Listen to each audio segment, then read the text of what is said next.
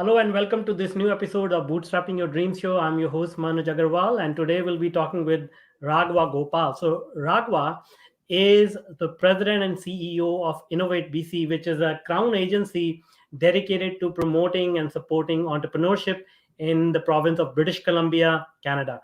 And as we'll learn more about Raghwa, he has a truly inspiring story, a hardcore entrepreneur who has made a huge impact on Canadian economy, Canadian startup ecosystem, and especially in British Columbia. Welcome, Raghwa. Thank you, Manoj. Thank you for having me. I'm so excited to be here to having this conversation with you this afternoon. Absolutely. So, just so that people can get to know you, can you tell us a little bit about your journey? Where did you? You are not a native in Canada. Where did you grow up? How did you get involved in entrepreneurship? And what kind of results did you achieve? And that will help us get to know you better. Absolutely happy to do that. I will kind of come back to my current role at Innovate BC, and we'll talk about that a Yeah, little yeah, yeah. bit. Please. Maybe I'll just focus the next few minutes on sort of my journey, my Yeah, my upbringing, and how came to Canada and what I've been doing here since. Uh, Grew up in a small island nation called Fiji. Born, raised, and educated over there, computer science background, um, and then migrated to Canada when I was 20 years old. But the journey, the beginning at the very early stage was pretty rough and tough. Born into a family that was very very poor, in by any standards, even in the third world standards, we were Mhm. probably at the very lower echelon of Mhm. the economic scale. Both my parents were illiterate. None of both of them didn't go to school at all, and then they had 8 kids. So I've got 8 siblings. So family of 10, raising all of those people on a farm Yeah, on yeah, yeah, this income was very very tough. yeah. My mother was very determined that to get us out of this poverty. The one thing that she wanted to do was to make sure that every kid had some sort of education, because that, she thought, was the key Yeah, out yeah, of the yeah. situation we Mhm, were in. mhm. But having so many kids, it was difficult for them to get them all through Yeah, school. yeah, And the schooling system, I'm talking about 60 years ago, yeah, back in Fiji, was very costly. It wasn't free. So you had to pay for everything. You had to pay to go to school, you had to pay for books and uniform and so on and so forth. But she made sure that every kid got some level of education. For me personally, uh, after I finished grade 5, so I was 11 years old.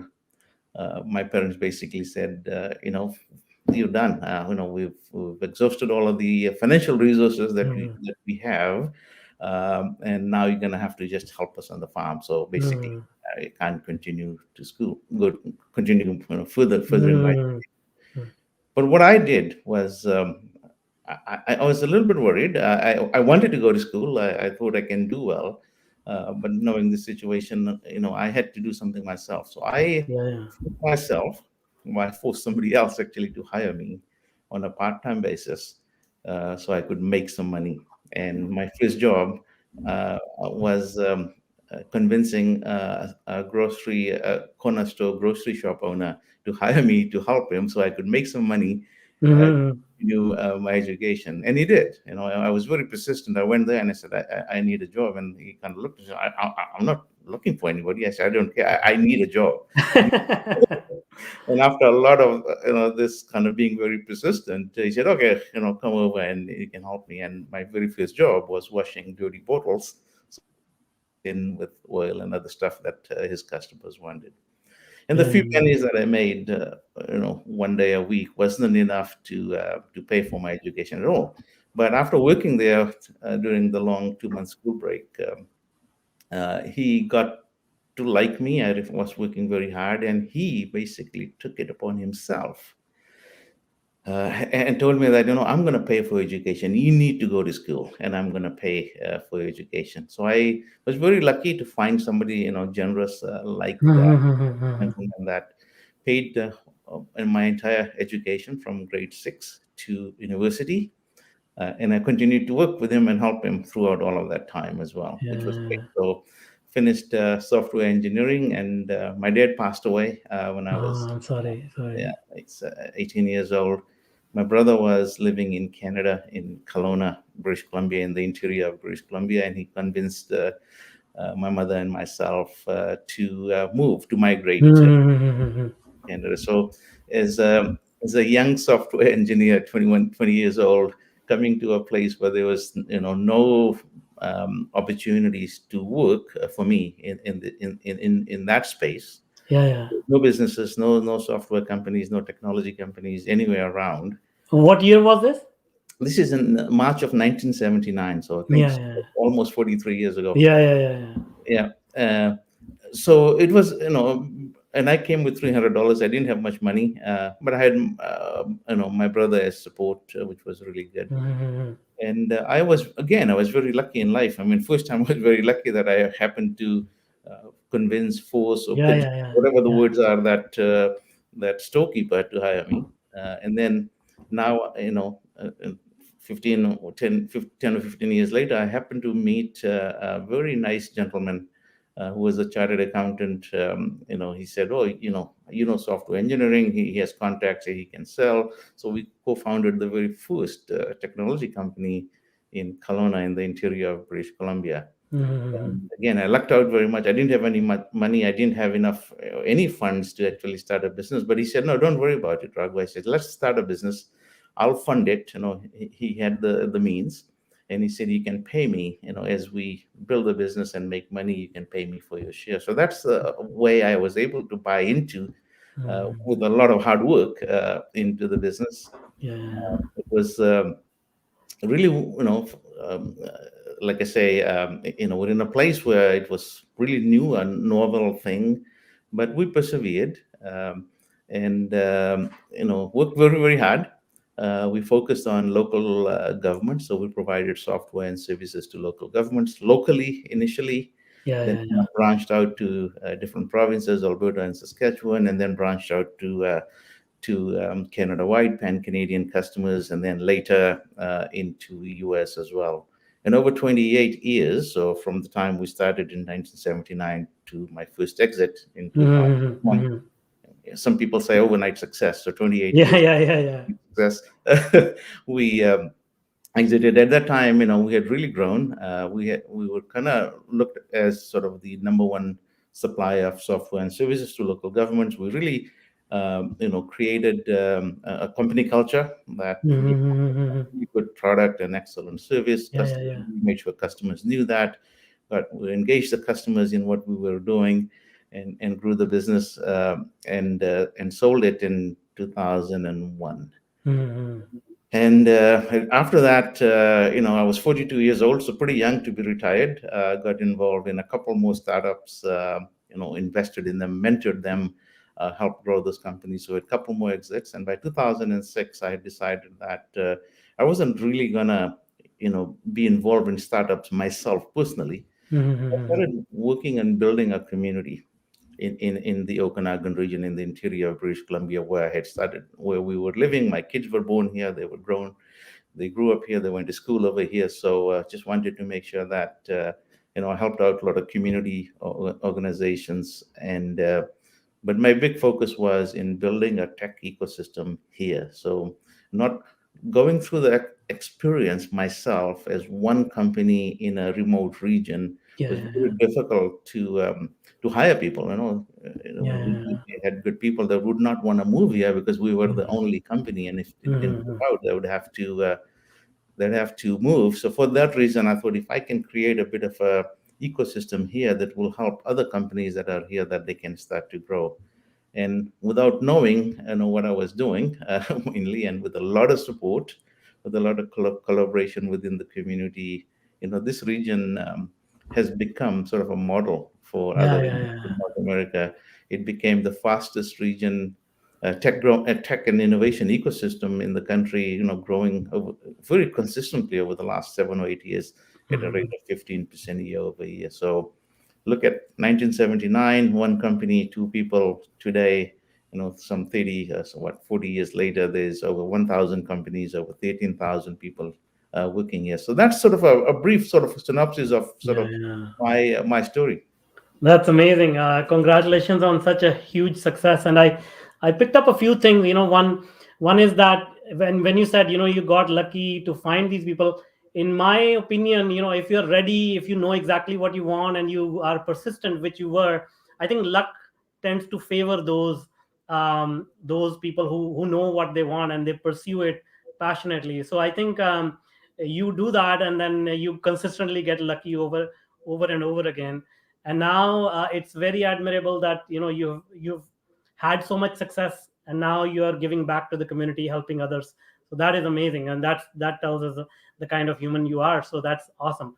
Now tell us a little bit about Innovate BC. How does it operate? What does it provide? How does it help startup founders and entrepreneurs uh, reach their level of success? Absolutely. So Innovate BC, that's why I'm currently my full-time job right now. Uh, that I'm doing, that I'm Mhm. involved in, is it's a crown agency of the province of British Columbia.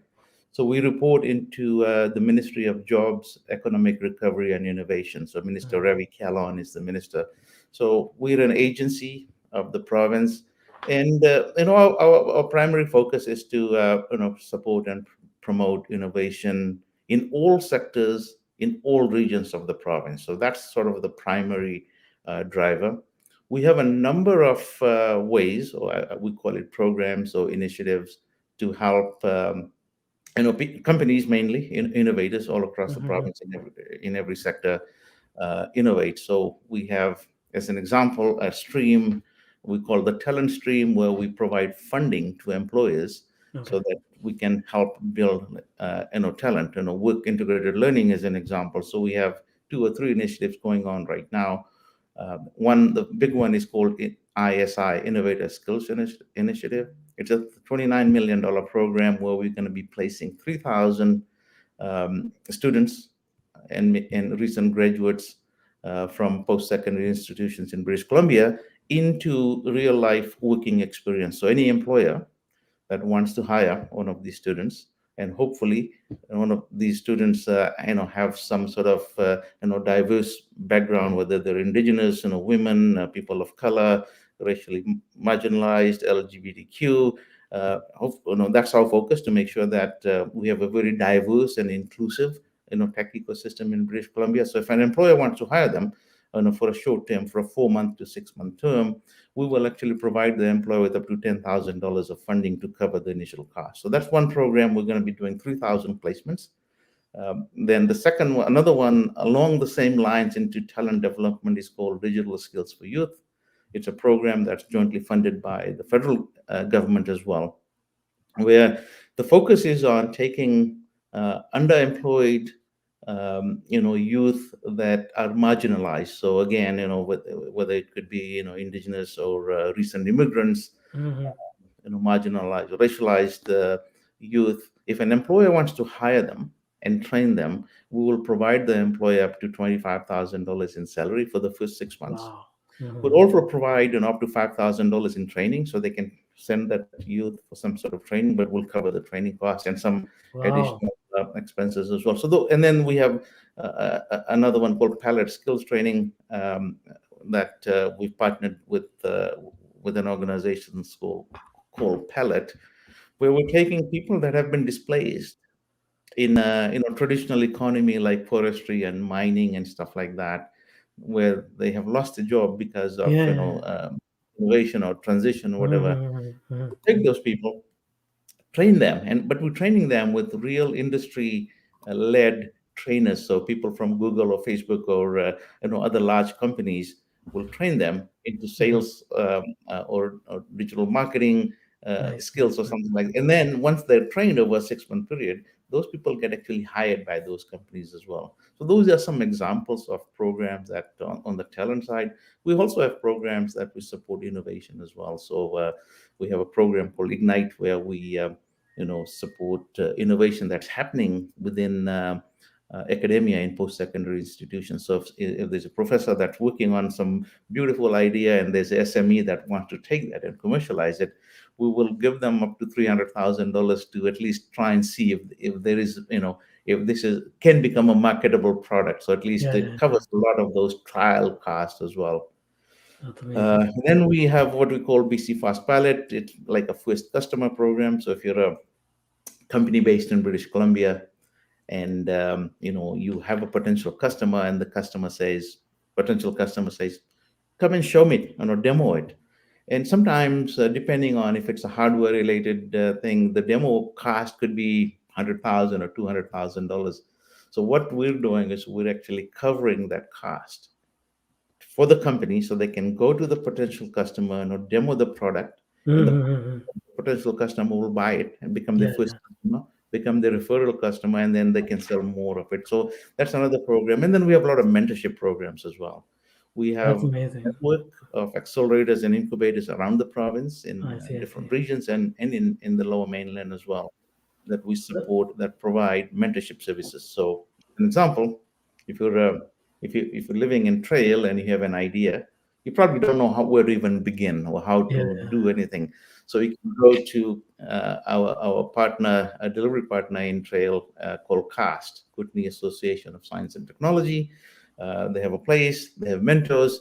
They will sit down with you and listen to you, and then kind of guide you and say, this is how you need to, maybe incorporate a company, the shareholder stuff, where to get some funding, how to build a prototype. So they'll guide you through the entire process. And there's 10 accelerators and incubators around the province that we fund and support, that deliver those mentorship services. And then we have a few other programs as well, but I don't want to bore everybody. No, But no, this is great. I mean, yeah, these are great programs, and being an entrepreneur, I can obviously say, if these programs were available to many people that I work with, even in my own company, would have been huge difference. It made a huge difference. So, and the funny thing is, when we met last time, I didn't even know about these programs. That's why I wanted to bring you on, so that we can share that message, that sometimes these things are available, but most people don't know about them, and then they lose out on their opportunity. So it's great that you went into those details. Thank you for sharing that.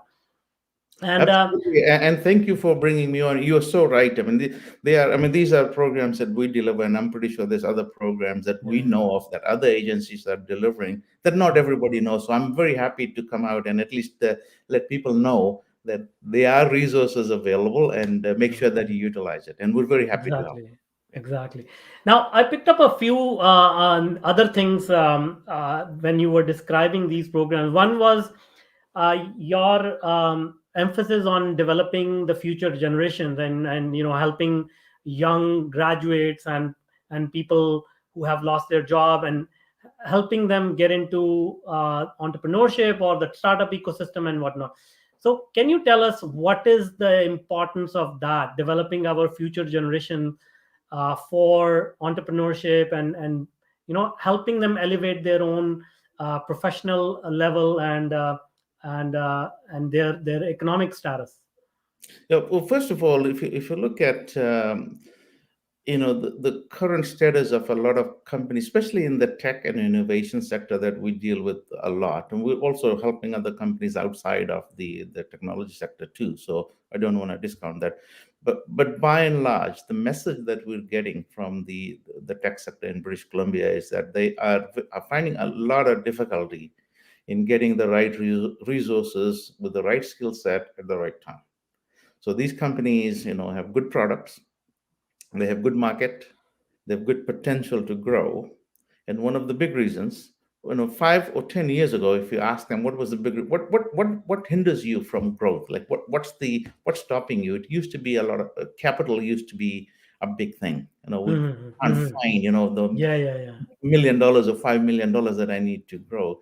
Today, over the last few years, it's been more about skills, finding the right kind of labor resources at the right time with the right skill set. That's what's holding them back. So that was the reason why we're saying, if we take people that are in colleges or universities right now, start to put them into the company, so they get to know the companies, they get a bit of experience, So when they graduate, they can come in and start to become very, very productive. Number one, very, Mm, very, very mm, quickly. But mm. they'll also know the culture of the company. They'll know the product, and they'll know the market. So they kind of get embedded and become very productive very, very Yeah, quickly. yeah, That's one. yeah. And then the people that have been displaced, since there is such a skill shortage that the companies are telling us. And on the other hand, we know that people are being displaced. So we're saying, why don't we take them, reskill them, train, skill them with the new skills that are needed. Then they become, very good, part of the economy, contributing, to the success of themselves as Yeah, yeah, and to the company and to the economy of the province and the country. So that's sort of the thinking about why some of these programs have been created. As far as entrepreneurship, I think we need to be always thinking and creating, new ideas, new products, and new services. So for that reason, we should not be consumers yeah, of yeah, technology and innovation. We should be actually leaders. yeah, And the programs that we have, that we support, actually we keep is, if we're not ahead, at least it's keeping us in pace as in terms of, being innovative. So if somebody has an idea, and brilliant idea, if they didn't have the right kind of resources to at least see if that's, conceivable, is it doable, that idea would not go anywhere. With the services that we provide, they can actually go out there and see if it's possible. And yeah, if yeah. it can become a really good big thing. So Absolutely. those are the reasons. Yeah. Absolutely, absolutely. These are great, great reasons, and that is the need of the hour. Like as people are sort of coming back from this pandemic, they are rethinking their lives. Entrepreneurship is becoming more popular, in my opinion, and the more people get help and support in terms of going down this path, the better chance they will have. Otherwise, there is no I always joke about it. Like if you want to become a doctor or a lawyer or an accountant, you can go and intern in a real job. But for entrepreneurs, there is no real Mm. job. You just got to do it, right? Absolutely, Yeah. absolutely. Yeah. And then I picked up another thing, which was another important thing: diversity and inclusion. So it's great that you're promoting that, but I would love to know, what are some of the effects of focusing on diversity and inclusion? Because I focus on that a lot in my own company, and I see huge benefits, economic benefits and cultural benefits. People are able to relate to each other more. But I find often that people tend to move away from diversity and inclusion because having a homogeneous team is more comfortable. What are your views about it? It is very well researched and documented that companies or organizations that have diverse people, diverse skill set, diverse minds, that bring, diverse ideas, into the organization, is a better organization, lives longer, is more profitable. I mean, Mm, that's facts. It's been absolutely. researched, and Yeah. the fact is out there. So in my mind, it's pretty straightforward. If any company or any leader of our organization should see that and want to make sure that, you make sure that your team, your organization is diverse. It's not happening as fast as I would like, but that is a fact, and it should happen. But what has happened? The thing that we found is, there has been this inequality there all the time. What the Mm, pandemic, what COVID-19 did last year, is really expose those inequalities. If you really look at the people that were affected the most were women, indigenous, people yeah, of yeah, yeah. color, racially marginalized. So it really can expose that there were those inequalities. So we, from the provincial government point of view, we have a focus to make sure that at least we want to level the playing field. Hence, our focus in making sure we're supporting that, side on side of people that may not have an equal chance to, get the same opportunities. So we're trying to help them that they to get at least a fair share. That's awesome. And how long has it been around? And can you share some success stories of people who have taken advantage of these programs? So a lot of these programs have been around for a long time, and on the all of the talent development programs, we've been running it for at least 5 years. There's been a lot of students, and I get a lot of, anecdotal stuff as I'm meeting them in different, settings, that they come out and say, no, I was a recipient of your Innovator Skills Mhm. Initiative program, and now I'm working for this company, and I'm a manager and something like this. We get that all the time. We get a lot of Yeah. emails, thanking for support. But as far as companies, where we've supported companies that have gone to become really great companies, there's a number of them in Vancouver. Even one of the large health life sciences company, Accelera, had received some support from us in terms of the very initial stage of some research grant as well. It wasn't much, but at least when it was needed, a small amount was probably a really good big thing for them to get Yeah, yeah, yeah. continue on the research stage. But there's many companies. Lumen 5 was one that won the New Ventures competition a couple of years ago, and now are just growing leaps and bounds, doing some fantastic Mhm. stuff. And there's many companies like that in That's many sectors as well, not just in life sciences and other stuff. That's awesome. That's great. And now, we mentioned that entrepreneurship obviously is a challenging journey, and you have been down this path yourself many times. What are some of the typical challenges that, in your opinion, entrepreneurs face, and which have been the sort of the most common uh, reasons why they did not succeed? Funding, as you said, one. Talent is another one. Like, can you think of some other challenges that entrepreneurs face, or maybe in your own journey you faced? Well, I faced first of all, I was pretty lucky that I was partnered with somebody that acted like a mentor, and Mm. in a lot of huge network, and we could leverage onto a lot of people's knowledge and ideas. Mm-hmm. But even having said that, there wasn't, when I started my company, and for many years since then, there was no programs or support like this where I could have gone to somebody, and said, this is sort of my plan. What do you think? Does it, should I accelerate this plan, or Mm-hmm. should I slow it down? Looking back, one of the things that I would have done, if I had had that kind of support, number one, and some guidance, I would have probably accelerated the growth of my company. We were a lifestyle company for many years because the company was doing well, and we thought that's fine. It's only when the competition started to really ramp up, then we thought, oh, we better do something here, I otherwise see. we eat Yeah. our lunch, right? But Mm-hmm. if you had the right kind of guidance, I could have done something differently. Mm-hmm. And same thing when we were exiting. I mean, we were doing very well.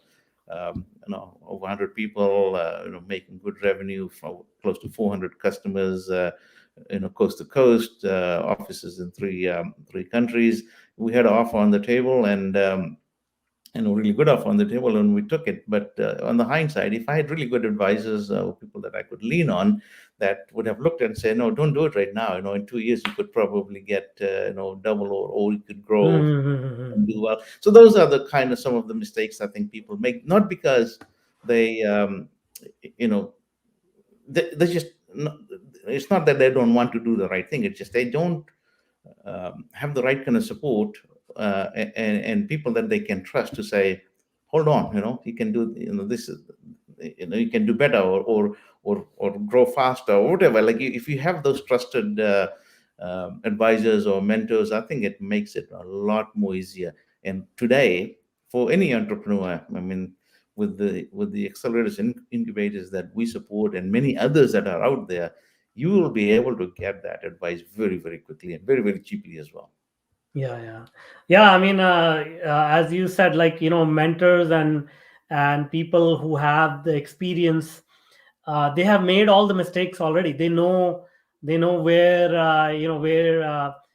which turn to take and which turn to avoid. So I could not agree more. Like, getting the right mentor as early as possible makes a huge difference. And you also mentioned networking and knowing people. So, this is a lesson that I learned in a very difficult manner, because I come from a engineering background, and engineers are generally introverts, as you may relate.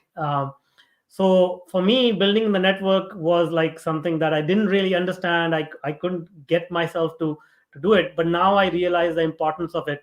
So can you shed a little bit more light from your perspective? How important is networking, in getting to know people in your industry and experts in your industry? It is so important. You're so, and I totally associate with you. Being an engineer and an introvert, I hate being out there. But I would encourage and I'd advise everybody, and I would support them, and I would take them out myself to say, be out there and network, and Mhm. don't wait for when things maybe not going so well. Then I'm going to reach out and talk to somebody.